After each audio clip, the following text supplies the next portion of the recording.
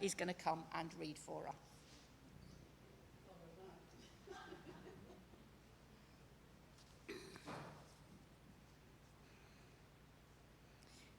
Jesus raises a dead girl and heals a sick woman. When Jesus had again crossed over by boat to the other side of the lake, a large crowd gathered around him while he was by the lake. Then one of the synagogue leaders, named Jairus, came, and when he saw Jesus, he fell at his feet. He pleaded earnestly with him, "My little daughter is dying. Please come and put your hands on her so that she will be healed and live." So Jesus went with him. A large crowd followed and pressed around him. And a woman was there who had been subject to bleeding for 12 years. She had suffered a great deal under the care of many doctors and had spent all she had. Yet instead of getting better, she grew worse. When she heard about Jesus, she came up behind him in the crowd and touched his cloak, because she thought, "If I can just touch his clothes, I will be healed." Immediately her bleeding stopped, and she felt in her body that she was freed from her suffering. At once Jesus realized that power had gone out from him. He turned around in the crowd and asked, "Who touched my clothes?" "You see the people crowding around you," his disciples answered, "and yet you can ask, 'Who touched me?'" But Jesus kept looking around to see who had done it. Then the woman, knowing what had happened to her, came and fell at his feet. Trembling with fear, told him the whole truth. He said to her, "Daughter, your faith has healed you.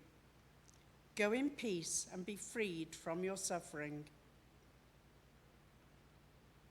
While Jesus was still speaking, some people came from the house of Jairus, the synagogue leader.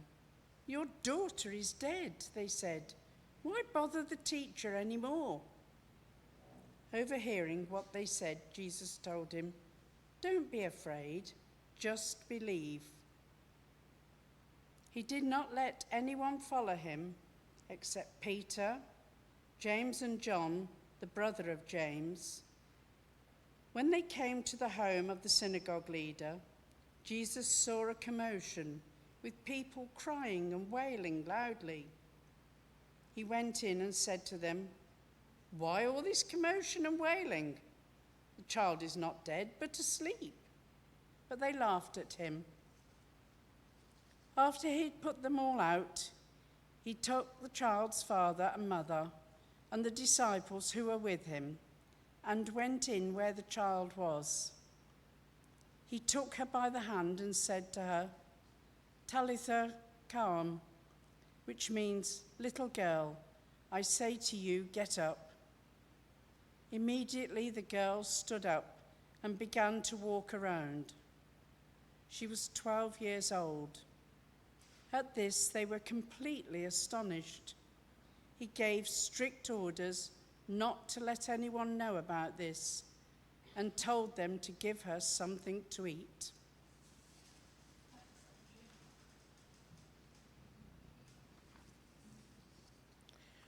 Oh my days. This is one of those passages that has so much in it. I reckon I could probably preach 10 sermons from this passage alone. So the temptation that I am fighting today is avoid squashing in all 10 sermons into this next 20 minutes. But we will definitely have to revisit this because it is a fabulous, fabulous passage. It's a shocking passage.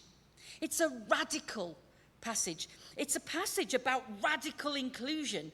It's a passage that challenges our assumptions of who is in and who is out, who is acceptable and who isn't.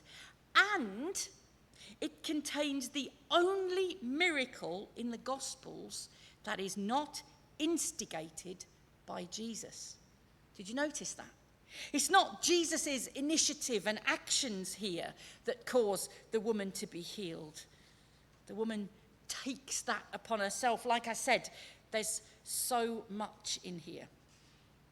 So where are we? Okay, it's been a while since we've been here in Mark's Gospel, and the last time we were here, we saw Jesus.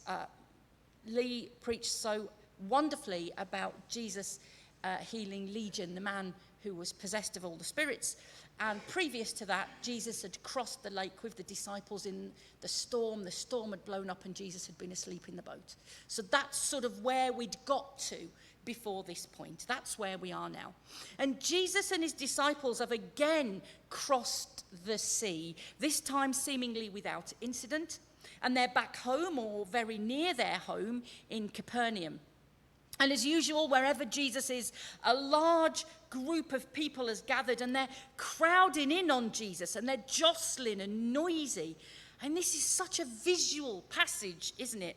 As we read it, I can almost see the crowds and hear the noise and feel the claustrophobia of people crushing in on every side. But then, through the crowds, coming in the opposite direction, comes Jairus. And when Jairus comes close to Jesus, the first thing that he does is fall at Jesus' feet.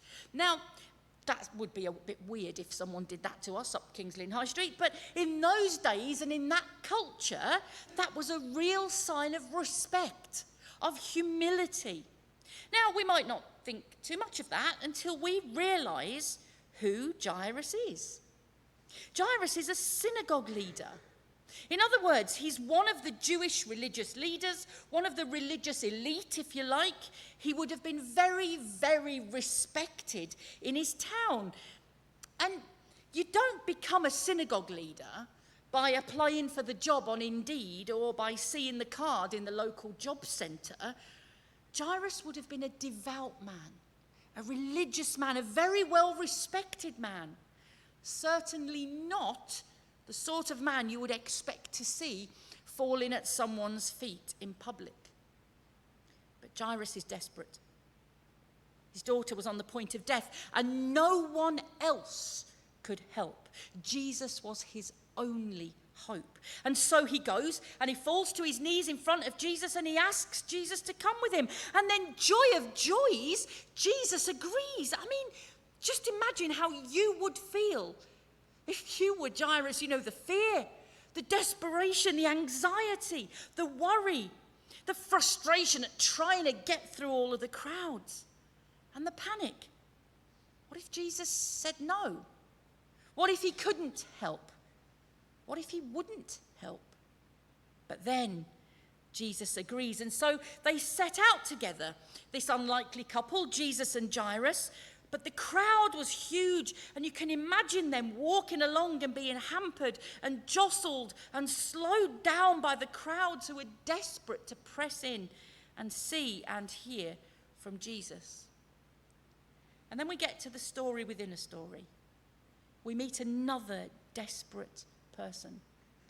As Jesus is walking along, we're told that a woman with an issue of blood reached out and touched the hem of his cloak. Again, she would have been in a low down position to be able to do that.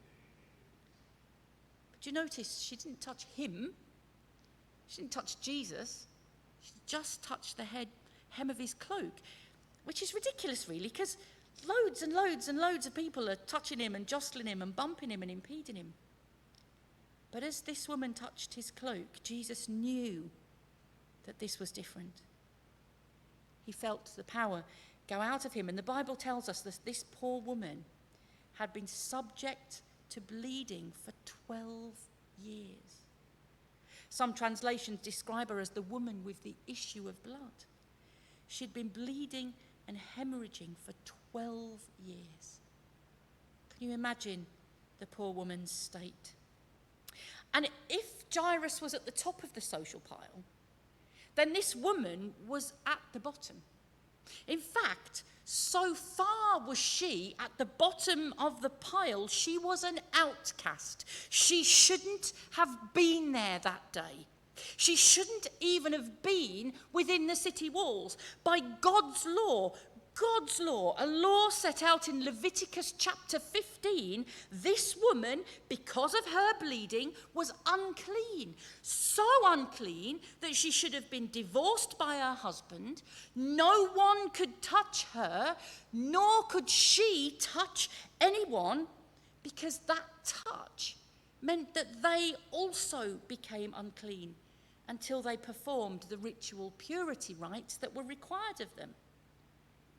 This poor, desperate woman would have been totally cut off from her village, from her family, from her friends, from her place of worship.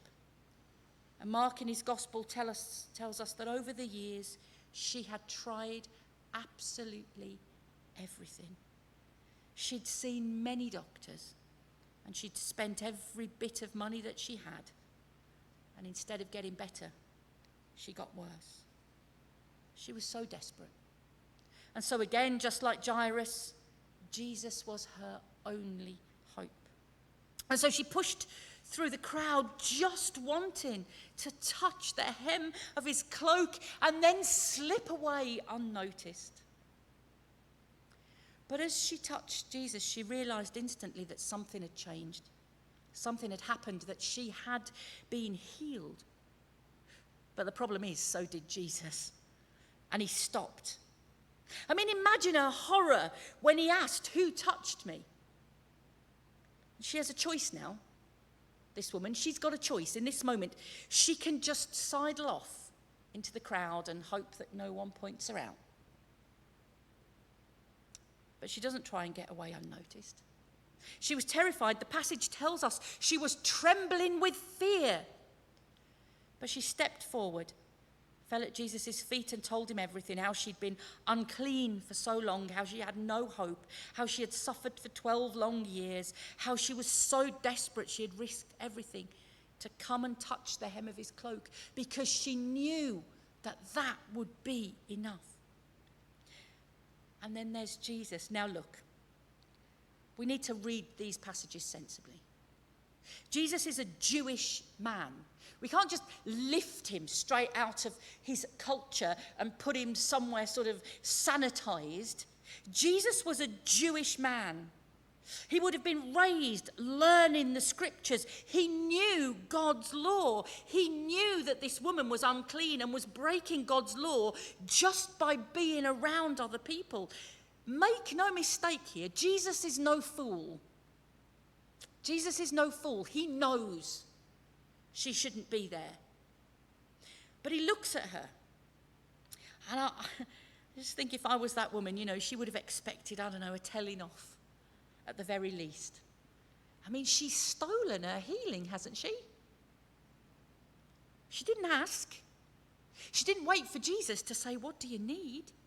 She reached out and touched his cloak. She took her healing. But remember, she shouldn't even have been there. I mean, realistically now, everyone that she touched or bumped or jostled against as she pushed her way forward, they are all now ritually unclean and need to go and do all of the cleansing rites requested of them. She would have seriously been expecting a telling off at the very least.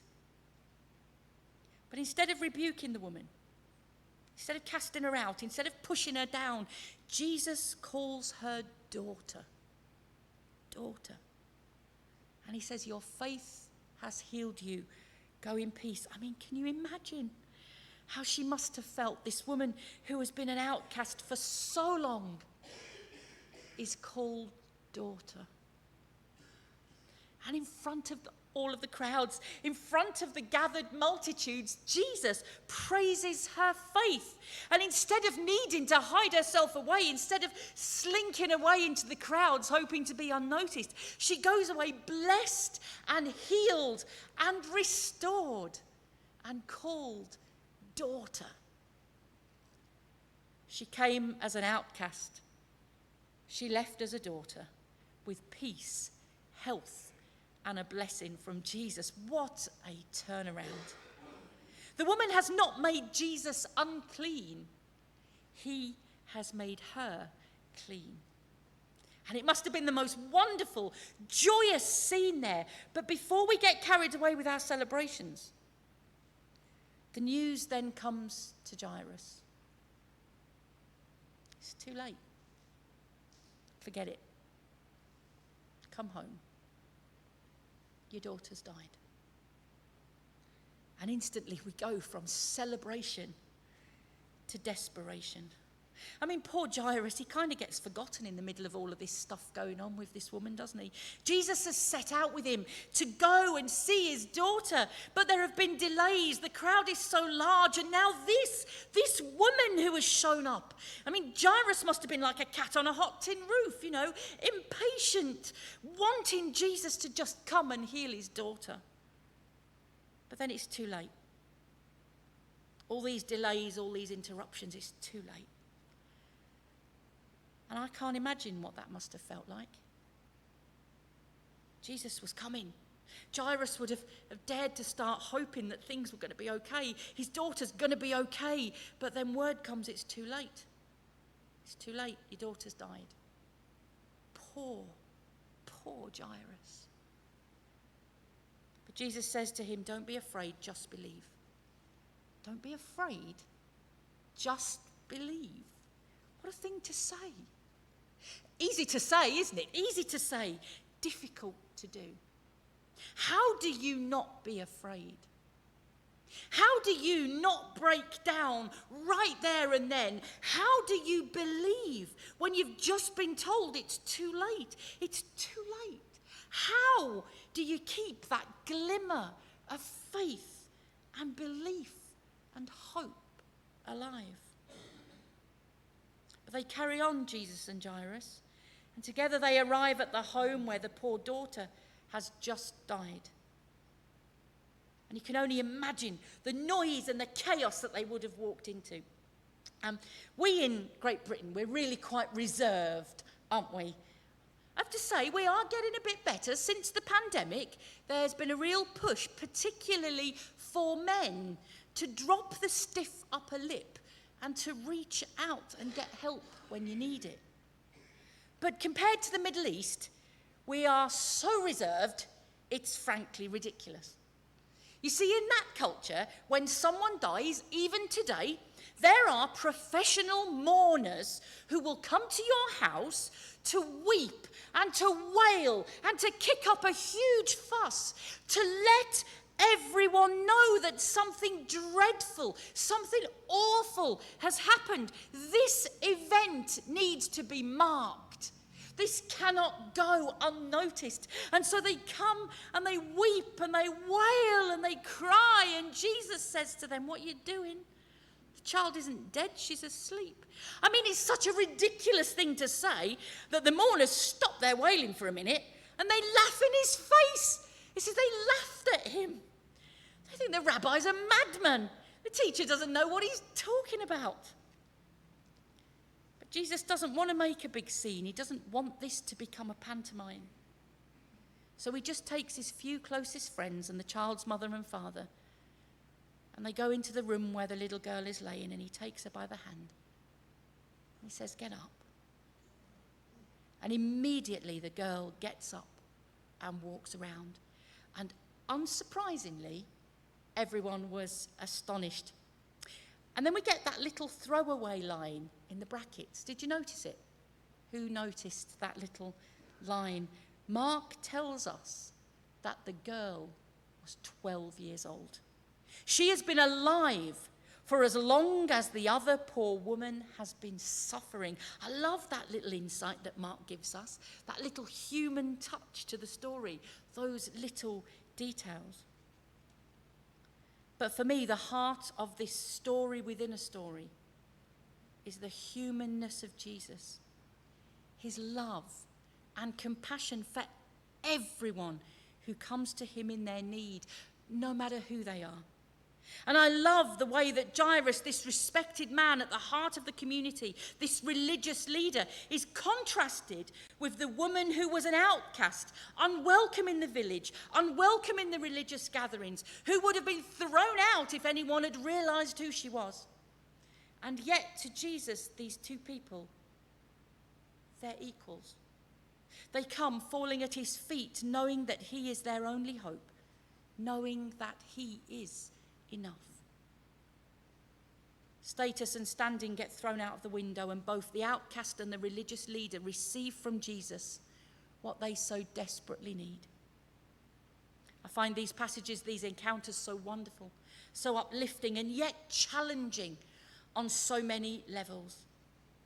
I mean, the obvious thing that we note is how Jesus moves the goalposts, how he changes the rules. This woman, by God's own law, shouldn't have been there, and yet she is welcomed, healed, restored, and in front of all of the people, her faith is celebrated, and she is elevated.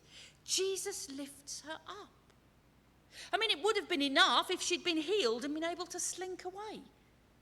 But it's not enough for Jesus. He wants her to know that she is loved. He calls her daughter, not friend, not woman, daughter.